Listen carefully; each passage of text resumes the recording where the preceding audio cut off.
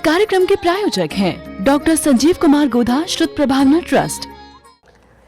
संयम प्रकाश नाम का ये ग्रंथ है। आचार्य महाराज सूर्य सागर जी साहब द्वारा लिखी गई यह सुंदर अनुपम रचना है और हम सबके महाभाग्य से जो प्रकरण बतलाए जा रहे हैं वे सब सरल भाषा में हैं। बहुत सारी इन्फॉर्मेशन भी है, बहुत सारे चरणानुयोग के प्रकरण भी हैं, बहुत सारी बातें सीखने समझने पढ़ने के लिए भी है। माने हमारा आचरण कैसा होना चाहिए, लाइफ स्टाइल कैसी होनी चाहिए। श्रावकों, क्योंकि श्रावक का 4 ग्रंथ है ना, तो श्रावकों का जीवन कैसा होता है। माने प्रकरण कुछ इस तरह के भी आए, अष्टमूल गुणों की चर्चा की, तो बीच में मध्य मांस मधु के त्याग का ही प्रकरण देते रहे। फिर ये नहीं खाना, ये नहीं खाना, ऐसा नहीं करना, पूजन करते समय क्या सावधानियां रखना, कहीं दीपक धूप दुनिया भर की चीज़ें, सब प्रकरण। बीच बीच में कहीं आध्यात्मिक बातें भी उन्होंने पुट के रूप में डाली है। विशुद्ध रूप से चरणानुयोग का ग्रंथ है। और अभी इस चरणानुयोग में जो प्रकरण चल रहा है ये आध्यात्मिक प्रकरण, ध्यान का प्रकरण चल रहा है। ध्यान की इस चलती हुई चर्चा में हम तीसरे प्रकार के ध्यान की तरफ आ गए हैं, धर्म ध्यान के तीसरे भेद में। ध्यान का तीसरा भेद है आर्त ध्यान, रौद्र ध्यान और धर्म ध्यान। हम सबको करना है धर्म ध्यान। अब धर्म ध्यान जो तीसरा भेद का है उसके भी 4 में तीसरा भेद चल रहा है, माने तीसरे का तीसरा भेद चल रहा है। धर्म ध्यान का तीसरा भेद है आज्ञा विचय, अपाक विचय, अपाय विचय, विपाक विचय। तो विपाक विचय धर्म ध्यान की ये चर्चा चल रही है। सुंदर मार्मिक प्रकरण, मार्मिक प्रसंग है। विपाक विचय, विपाक माने होता है उदय, विपाक माने होता है फल। विपाक माने कर्म का उदय, कर्म का फल, ये विपाक है। और विचय माने चिंतन। तो कर्म के उदय के बारे में, कल के कर्म के फल के बारे में जो चिंतन किया जाता है वो विपाक विचय नाम का धर्म ध्यान कहलाता है। बड़ा सुंदर प्रकरण था। हर व्यक्ति को अपने अपने कर्म का फल मिलता है। और कल इस संबंध में हमने समय सार के 168 नंबर के कलश को भी देखा था। सर्वम सदैव नियतम भवति स्वकीय कर्मोदयान मरण जीवित दुख सौख्यम अज्ञानम एतदीह यत्तु परह परस्य कुर्यात् पुमान मरण जीवित दुख सौख्यम। बड़ा सुंदर था वो। अपने अपने कर्मों का फल सबको मिलता है, सबको अपने अपने कर्मों का, मतलब ये फल के बारे में विचार करना कि भैया मेरे ही कर्म का फल है, मेरा ही उदय है। अरे अपना ही उदय खराब हो तो सामने वाले का क्या कसूर।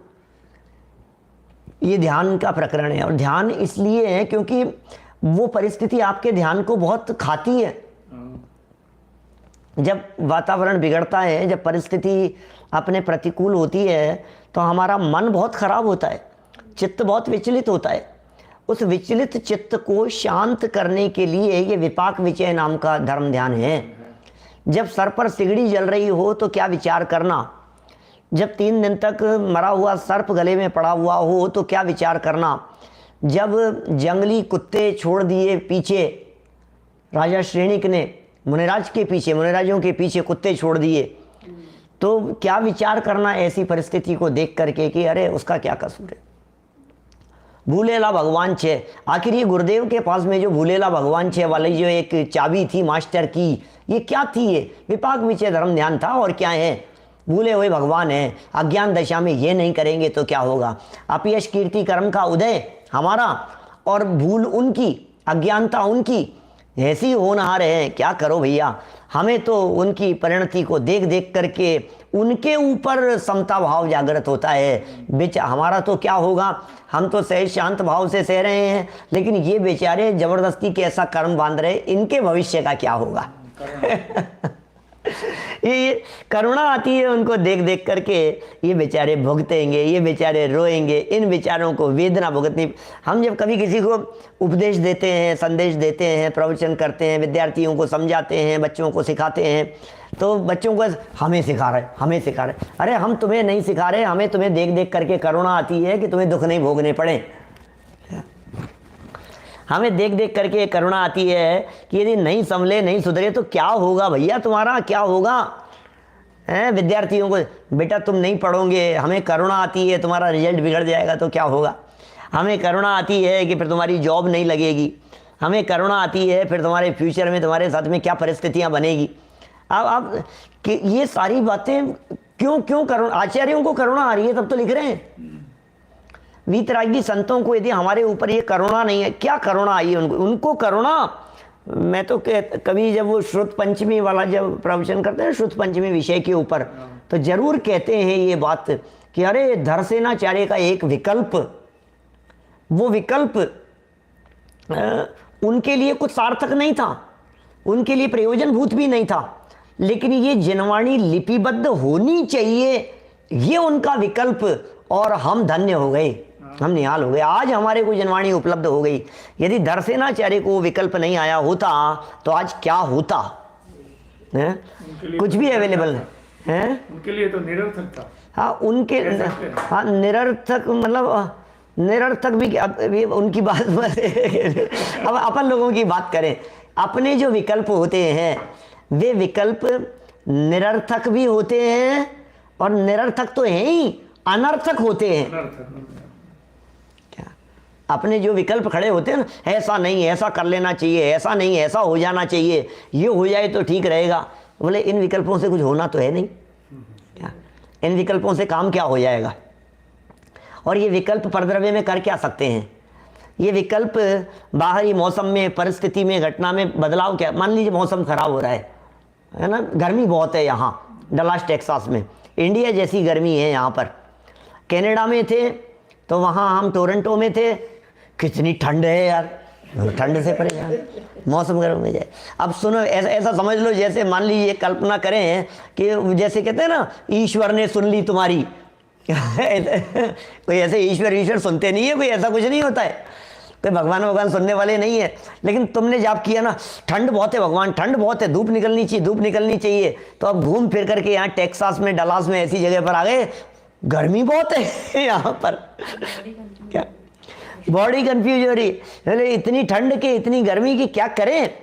तो कह रहे हैं भाई सुन तो सही, तेरे इन विकल्पों से मौसम में कुछ परिवर्तन होने वाला नहीं है, तेरे ये विकल्प निरर्थक तो है ही, क्योंकि इसका कोई अर्थ नहीं निकलेगा, निरर्थक तो है ही, लेकिन इन विकल्पों से परिवर्तन की जो चेष्टा रूप विकल्प हैं, ये विकल्प भविष्य के लिए अनर्थ उत्पन्न करने वाले हैं, ये विकल्प अनर्थक हैं, अनर्थ करने वाले हैं।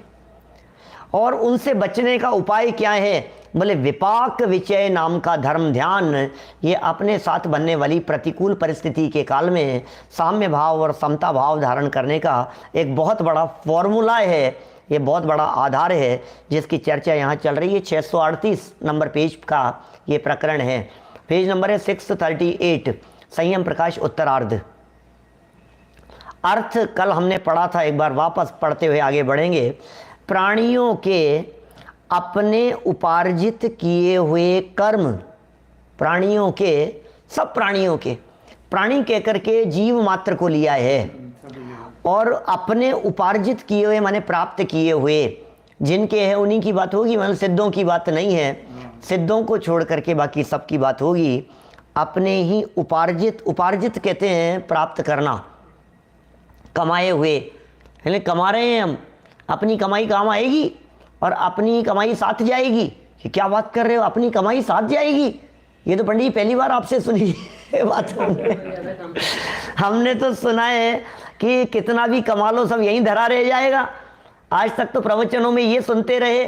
आज आप ये बात क्या कह रहे हो कि अपनी कमाई साथ जाएगी? कि भैया ये जो जड़ कमाई है ये तुम्हारी है कहाँ, जैसे साथ जाने की बात कर रहे हो। हाँ, लेकिन तुमने जो पुण्य पाप की कमाई की है, तुमने जो कर्म कमाए हैं, तुमने जो ये परिणाम बिगाड़ बिगाड़ करके जोड़े हैं कर्म, तो ये जरूर तुम्हारे साथ में जाएंगे। क्या ये जो गठरी बांधी है अवगुणों की, विभाव भाव की, विकारी भाव की, ये गठरी जरूर माथे पर बंधी हुई तुम्हारे साथ में जाएगी, और उसका फल किसी और को नहीं, अपने को ही भोगना पड़ेगा, अपने को ही भुगतना पड़ेगा। भोगना और भुगतना दोनों में फर्क है। माने भोग, कर्म के फल को ज्ञानी भी भोगते तो हैं, ज्ञानी भोगते हैं और अज्ञानी भुगतते हैं। भुगतने में पीड़ाएं और भोगने में उदय है, और वास्तव में तो ज्ञानी उसको भोगते भी नहीं है। क्या बात कहें, ज्ञानी जीव तो विपाक विचय का चिंतन करते हुए बोले कर्म का उदय आ रहा है, कर्म का उदय कर्म में आ रहा है, इसमें मेरा क्या बिगड़ गया, क्या कमी हो गई और क्या वृद्धि हो गई, विचार तो करो गंभीरता से।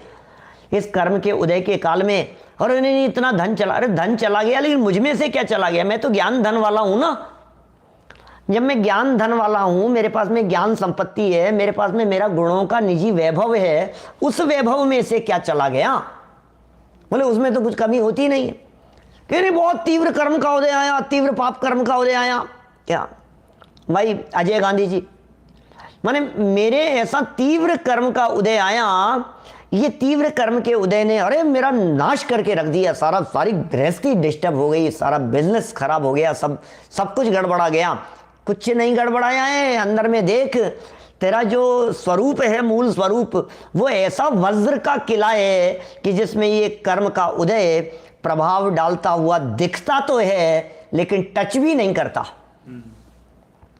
ऐसा लगता तो है, बिल्कुल ऐसी स्थिति है, सामने से कोई बहुत तेज स्पीड से आती हुई चीज ऐसे जैसे टकरा रही है, ऐसे लगा यहां तक आएगा तेज स्पीड से और गिर जाएगा, अपने प्रभाव भी नहीं करेगा। ये ऐसा चिंतन है कि आने दो कर्म का उदय, ज्ञानी जी विचार करते हैं और आने दो कर्म का उदय, ये कर्म मेरा कुछ बिगाड़ने में समर्थ नहीं है। क्या बिगाड़ लेंगे ये कर्म मेरा? कर्म के उदय के बारे में विचार करते हैं प्रदीप पाटनी जी साहब। क्या ये कर्म के उदय के बारे में विचार कर रहा है, ज्ञानी जी विचार कर रहा है कर्म के उदय के बारे में। भाई अमित शास्त्री जी कोलकाता, बोलो क्या कह रहे हैं?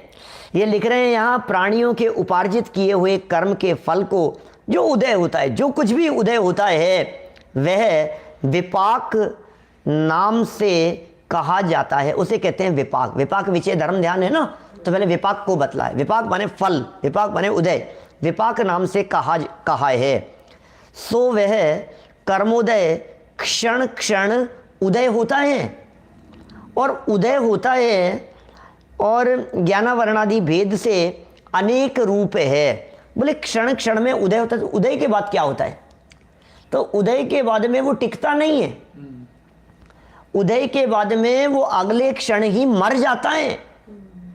कर्म का उदय, बोले उदय आ रहा है, उदय आ रहा है, तो हम तो मर गए। अरे बोले तुम नहीं मरे, वो उदय मर रहा है।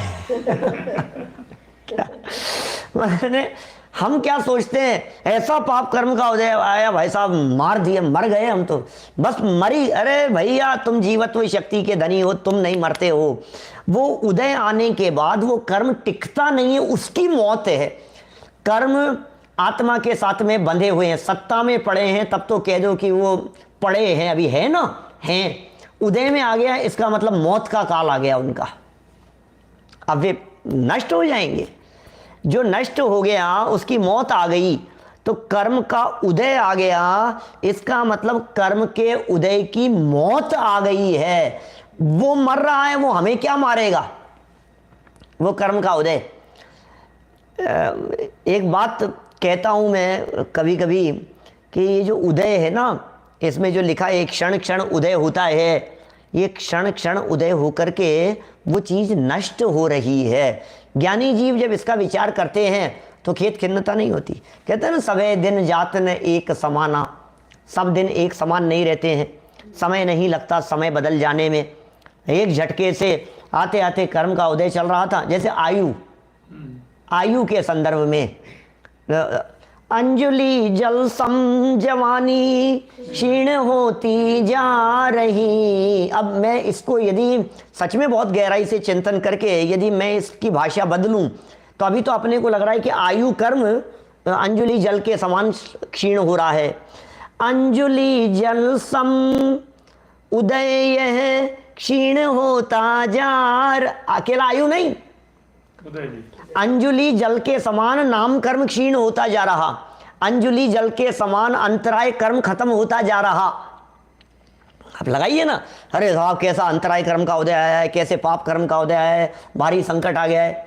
अशोक जी वैसा भारी संकट आ गया, बोले अंजुलि जल सम निरंतर क्षीण होता जा रहा। और जिस दिन जैसे वो आयु कर्म वाला जो बैलेंस था, वो आयु कर्म वाला बैलेंस खत्म हो जाने पर आयु खत्म हो जाती है, नया होगा, कुछ नया शुरू होगा। इसी तरह से जो पाप कर्म का उदय आया है, ये पाप कर्म का उदय आते आते आते, अरे कब तक रहेगा, बाकी बैलेंस है ना, उसका स्टोरेज है ना, वो स्टोरेज खत्म हुआ और जो भी दिख रही थी परिस्थिति, वो परिस्थिति बदल गई। ये ज्ञानियों का चिंतन है, 8 कर्मों में लागू होती है ये बात, 8 कर्मों में लगाना पड़ेगा। क्या नीरज जी जैन साहब, 8 कर्मों में, नरेंद्र बाकलीवाल जी, सब कर्मों के अंदर ये बात बराबर लगती रहेगी, एक एक कर्म के उदय में। और विशेषकर जब पुण्य कर्म के उदय में इस बात को लगाते हैं तो अभिमान नहीं होता है, और जब पाप कर्म के उदय में इस बात को लगाते हैं हम, तो फिर तकलीफ नहीं होती।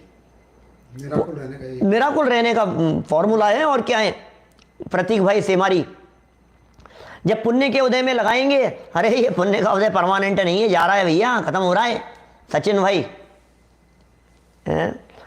ये पुण्य का उदय है, ये जा रहा है निरंतर, अरे इस पुण्य के उदय पर रीझते नहीं है ज्ञानी धर्मात्मा, ज्ञानी धर्मात्मा रीझते नहीं है, पुण्य के उदय की तरफ अट्रैक्ट नहीं होते। ज्ञानी धर्मात्माओं को ऐसा अट्रैक्शन नहीं होता पुण्य का उदय। पुण्य, अरे कहा पुण्य का उदय, ये पुण्य का उदय परमानेंट नहीं है, ये पुण्य का उदय मुझे कुछ देने में समर्थ नहीं है। जिग्नेश भाई पारिक साहब, जिग्नेश भाई शाह, दोनों जिग्नेश भाई को कहता हूं, माने ये पुण्य का उदय क्या किया। कमलेश भाई, पुण्य का उदय बहुत है, पुण्य का उदय बहुत है, बहुत संपत्ति, राजकोट में बहुत कमाया, बहुत इकट्ठा कर लिया अपन ने, अब क्या करेंगे, अब क्या होगा उसका। जब तक उदय है ना, जब तक उदय, अरे हर चीज में, जैसे गाड़ी प्राप्त हुई अतुल भाई, टेस्ला अभी प्राप्त हो गई, बोले कब तक रहेगी, बोले जब तक टेस्ला संबंधी कर्म का उदय चलता रहेगा। ये कब तक चलता रहेगा, उदय निरंतर चल रहा है, और वो टेस्ला संबंधी कर्म का उदय हर क्षण उदय में आकर के नष्ट होता चला जा रहा है। एक दिन ऐसा आएगा कि वो टेस्ला संबंधी कर्म के वाला जो बैलेंस था, ये पूरा खत्म और टेस्ला गायब, दूसरी गाड़ी आ गई, हाँ वो दूसरी वाला चालू हो जाएगा बैलेंस। तो इस तरह से सारे संयोगों में लगाइए, मकान में लगाइए, गाड़ी में लगाइए, दुकान में लगाइए, बिजनेस में लगाइए, जॉब में लगाइए, आयु में लगाइए, शरीर में लगाइए, हर जगह पर लगाइए। नाखून कट गया, मान लीजिए ज़्यादा कट गया तो घाव हो गया, तो अब ये घाव कब तक रहेगा, बोले प्रति क्षण ये जो घाव संबंधी कर्म का उदय है, ये प्रति क्षण घाव संबंधी कर्म का उदय आ करके खत्म हो रहा है। जिस दिन वो पूरा उदय खत्म हो जाएगा, उस दिन ये घाव सही हो जाएगा। मिथ्यात्व में भी लगा, मिथ्यात्व में लेकिन अब मिथ्यात्व में प्रॉब्लम ये है कि वो नया बांधते रहते हैं। काश ऐसा हो जाए क्या कि वो उदय में आकर के पूरा खत्म हो जाए, और लेकिन वो नया नहीं बंधे। क्या प्रॉब्लम ये हो रही है कि वो नया बैलेंस में चलता रहता है, तो पुराना खत्म हुआ वो कुछ असर ही नहीं होता हुआ दिखाई देता है उस मिथ्यात्व में। इस दरवाजे को बंद करना पड़े, इसलिए संवर की उपयोगिता है। इसलिए संवर हो तो बोले फिर जो निर्जरा है वो काम आएगी। इसलिए कहते हैं निज काल पाए विधि झरना, तासो निज काज न सरना।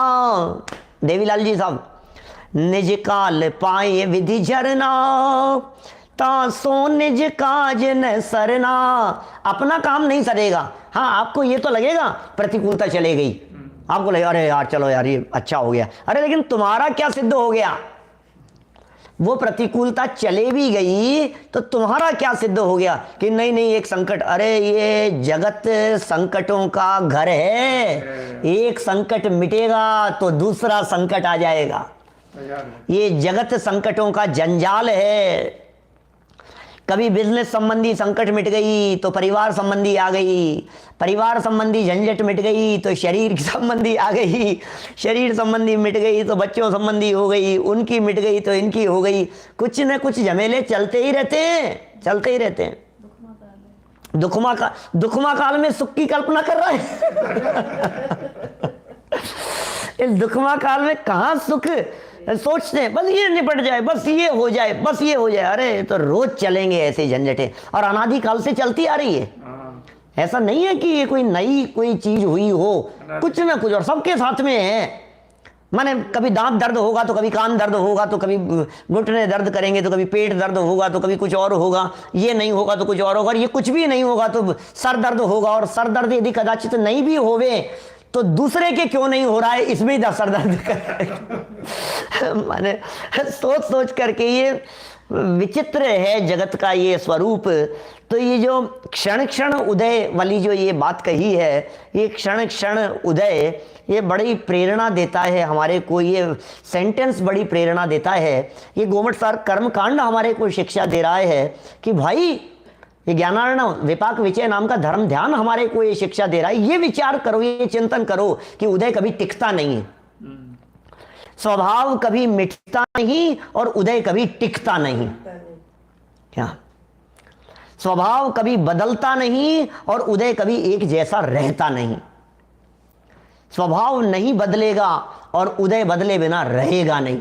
जो बदल जावे वो विभाव और जो ना बदले वो स्वभाव, ये दिन भी ना रहेंगे।